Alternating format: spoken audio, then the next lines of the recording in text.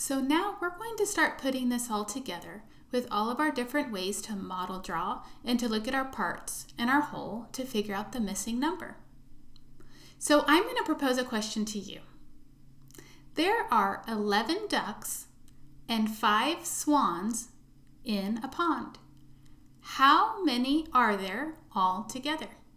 Again, there are 11 ducks and 5 swans in a pond. How many are there all together? So we're going to go ahead and start. We're talking about all together, which is a part, whole problem, right? We just simply need to add the parts together to find our whole. So to do this, we can do our part, whole model. So we're going to do a little review of that. So here is my part, whole model. This is showing my ducks. You'll notice I have 11, so I ran out of linking cubes. I just put another one here, but we can still see that all the white are ducks. There's 11 of them. This bracket up here shows that I have 5 swans. Great. Now, what do we not know? Our question said, how many are there all together? I don't know. That's why this question mark's going to go right here. I'm not really sure of the answer, but without having to count each cube, I can do what? That's right, I can write a number bond. So I'm going to write a number bond that looks similar to my model. I would have my parts at the top and my whole at the bottom, like this. My parts are at the top and they are connected to my whole. Remember, it doesn't matter which way we draw number bonds as long as we have 2 parts connected to a whole. Now let's see what we can fill in. We have 11 ducks, so this circle up here will be my ducks, and I have 11 of them. I have 5 swans, so this circle will be my swans, and I have 5 of them. Very good. Where's my question mark going to go? Well, I don't know how many I have all together. So a whole is something that would be all together, and that is where my question mark's going to go, and I'm just going to label it all. Okay, so that is in all. Ducks and swans in all. So now looking at that, how easy is it to figure out our question mark? That's right. All we have to do is add our parts together to get our whole. I'm going to go ahead and write this as a number sentence. 11 plus 5 equals. Now, my mental math skills tell me that if I add the ones together first, I get 1 plus 5 is 6 ones. And then I add my tens. I have 1 10 plus 0 tens is 1 10. So 11 plus 5 is 16. Very good. So I have 16 ducks and swans in all. Now remember, don't erase your question marks, but do write the correct answer next to your question mark. Okay, we still have the same story. We have ducks and swans in a pond.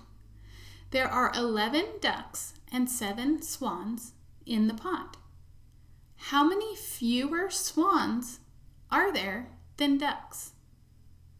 That might sound a little tricky at first. Let's listen to that again, and then we'll show how to put that into our model.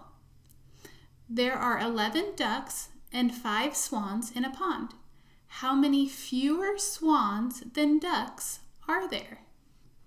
You'll see that I drew a comparison model because we have ducks and we have swans, and we're comparing them because our question wasn't how many are all together. Our question was how many fewer swans than ducks. So that's a hint to us that we're comparing. So I went ahead and drew our comparison model. Ducks, 11, and swans are 5. So I want to know how many fewer swans than ducks. I want you to pause the video and I want you to see if you can fill in all of the missing pieces. It's going to be 2 numbers and then of course our question mark. Remember, our question mark is going to go in the place that we just aren't sure what the answer is right now. Great, so how many ducks are there? That's right, there's 11 ducks. So up in this box, I'm going to write 11 for 11 ducks. Down here represents how many swans we have. How many are there? 5. That's right. Now this next box has to be our question mark. Let's talk about why this is our question mark. Because the question said, how many fewer swans than ducks? How many fewer? Fewer means that swans are less than the ducks. So we have more ducks than we have swans. But by how many? Well, again, we can compare these up to where they're the same. So this represents 5 ducks. And this represents 1, 2, 3, 4, 5, 6. So this number represents 6. So that means that if there's 11 ducks and 5 swans, there's 6 fewer swans. Those problems are a little bit confusing, so we'll do some more practice of those. But we can also draw a number bond.